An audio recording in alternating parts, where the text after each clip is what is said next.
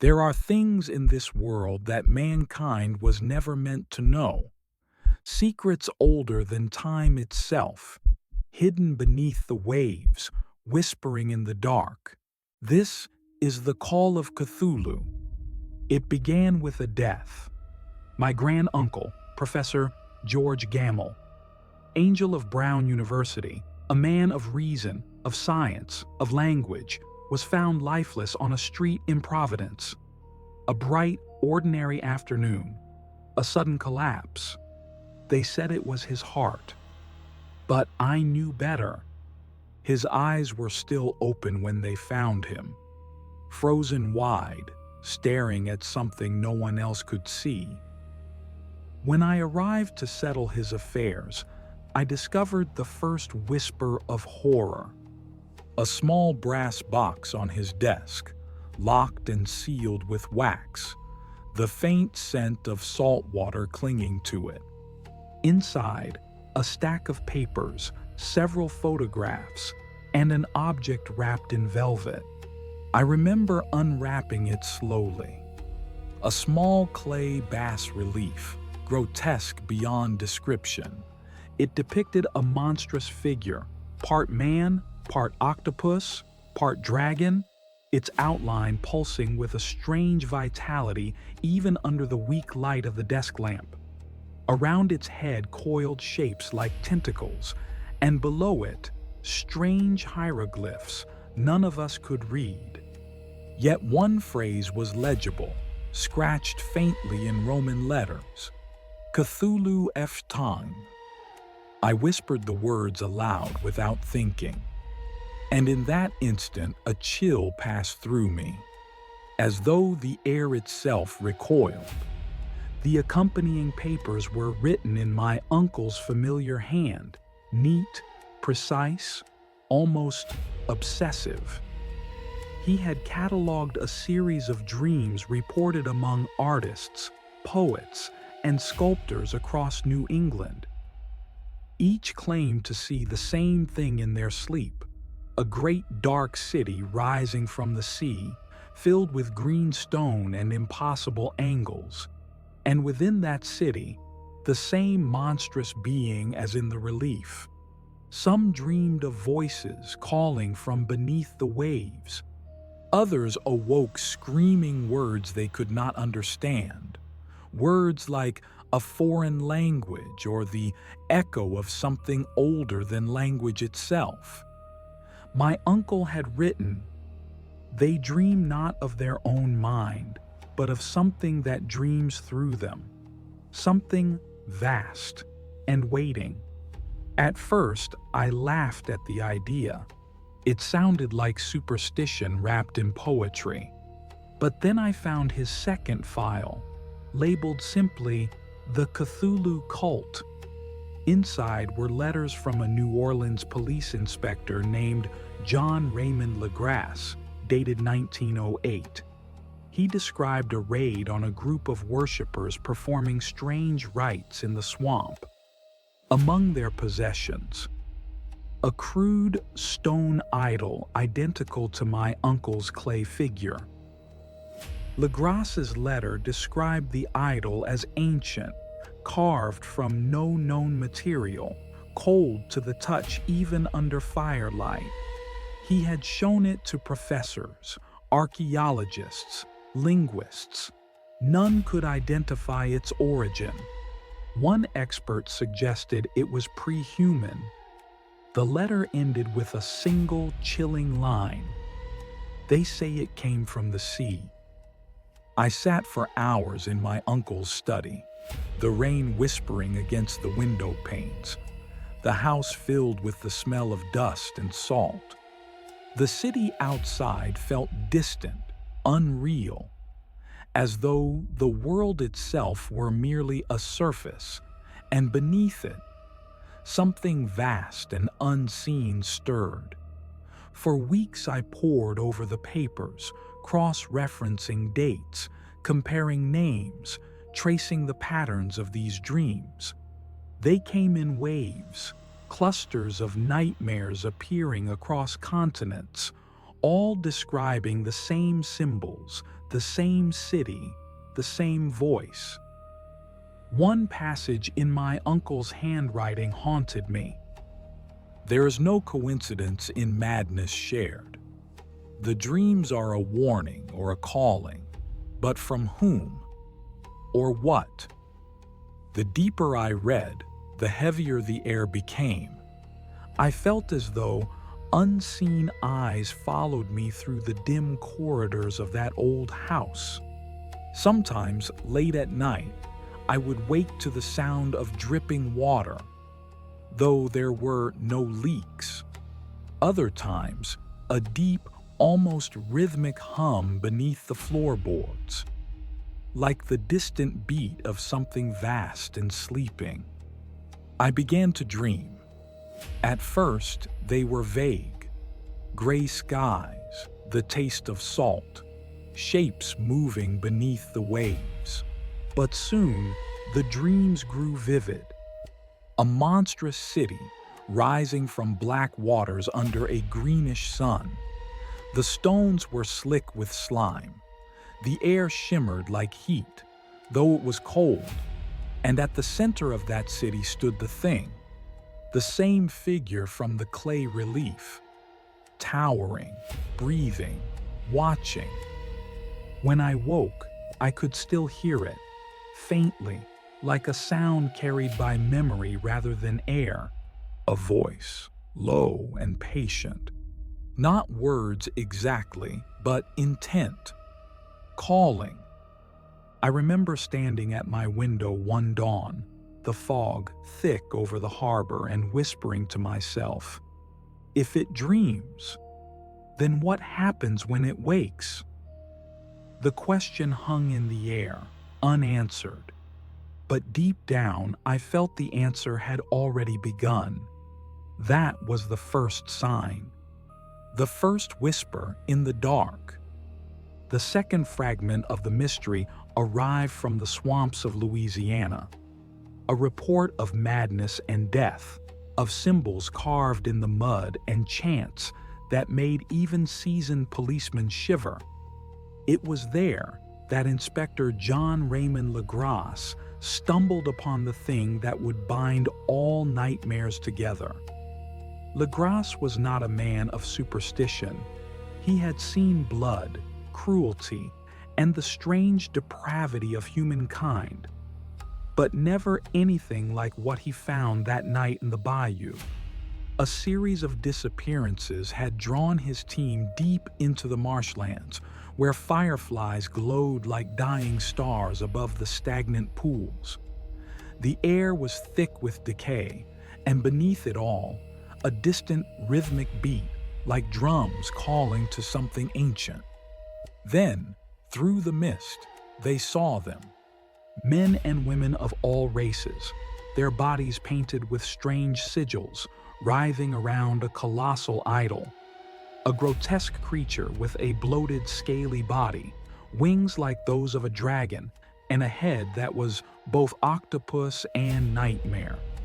They danced, chanted, and screamed a single phrase that would echo through time.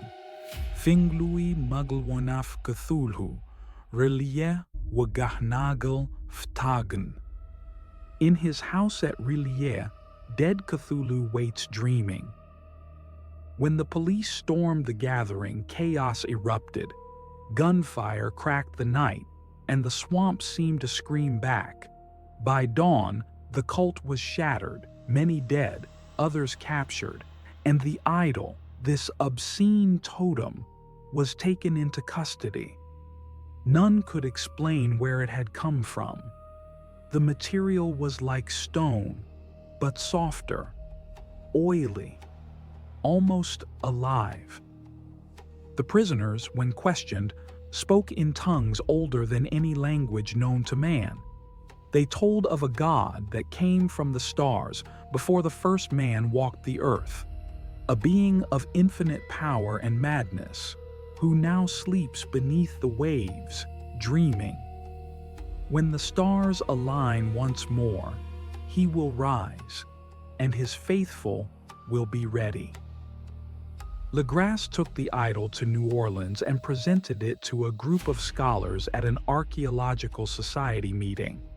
Among them was Professor Angel, the same man whose papers our narrator later found. And when Angel saw the idol, he turned pale, for he had seen that very same figure before, in the feverish dreams of artists and poets, haunted by visions of a dead city under the sea. The connections deepened, from the sketches of a deranged sculptor in Providence to the chants of swamp cultists thousands of miles away. The same symbols, the same language, the same name, Cthulhu. It was impossible, and yet undeniable. These were not mere coincidences. Across the world, scattered groups worshiped the same being, each believing that their dreams were messages from something vast and sleeping. They spoke of the old ones who ruled before time, and of Cthulhu, their high priest, who waits beneath the ocean in the sunken city of Rilia.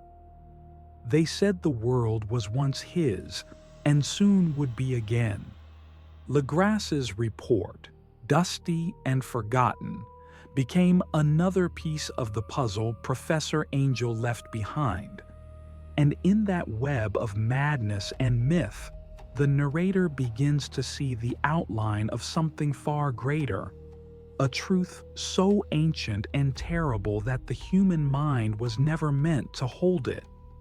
For if these cults are right, then mankind is not the master of this world. We are merely children playing in the dark, while something vast, dreaming, and patient waits beneath us, smiling.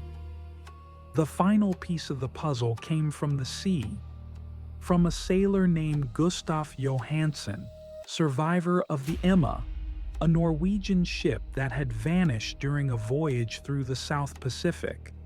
His journal, weathered and salt-stained, was found among the late Professor Angel's papers, and within it lay the last and most terrible revelation. Johansen wrote of an encounter with something impossible, a city that should not exist, and a being that should never awaken.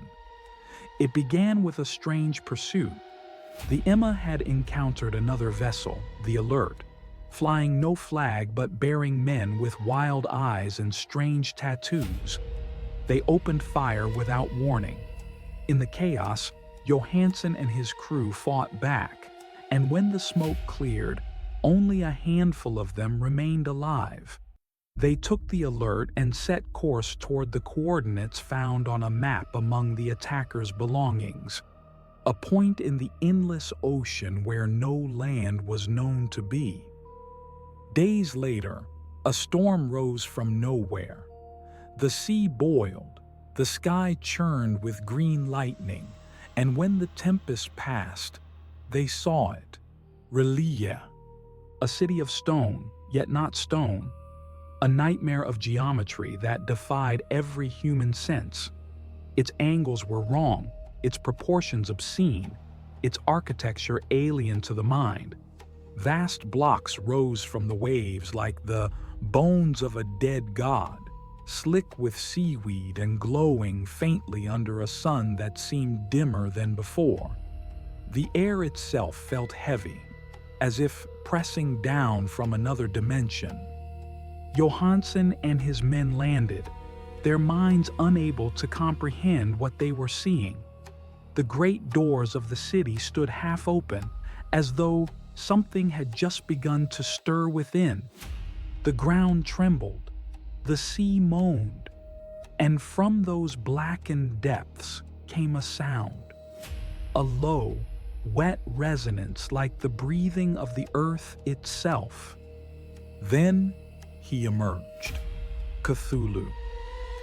Vast beyond imagination, its form was both monstrous and divine, a fusion of dragon, octopus, and titan, pulsing with alien life. Wings dripped with seawater, claws tore at the sky, and its face, a writhing mass of tentacles. seemed to whisper words that no man should ever hear.